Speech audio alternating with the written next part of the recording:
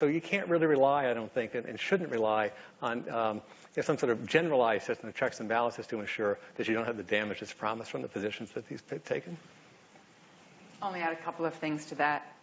I think when the person who was his ghostwriter on his book did his New Yorker article and said that he has the attention span of maybe 10 or 15 minutes on any given subject, when he tells us that he likes to be unpredictable because then people don't know where he's going, I think both of those things speak volumes. A president has to have an attention span of more than 10 minutes.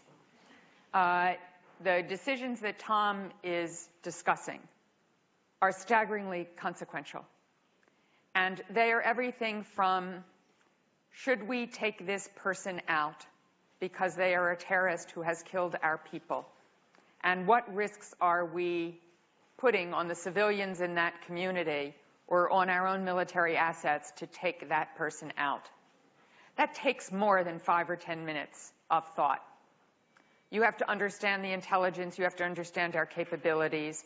You have to make a judgment that is incredibly well informed because there is a hell of a lot at stake, including how we are seen in the region, how we're by our partners, by our allies, by the people who we hope are working with us to deal with issues. And secondly, unpredictability, I often think of painfully an abusive parent. You never know what you're going to get. One day it may be love and one day it may be hate.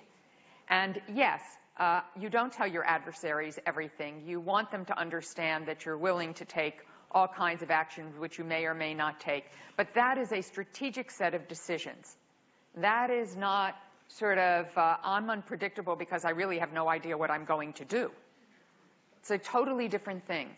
And so it is when Secretary Panetta sits here, or Secretary Albright sits here, and Tom, 3 people who are really at the top of our government, and say they are terrified of what this man would do or what this approach to national security would do.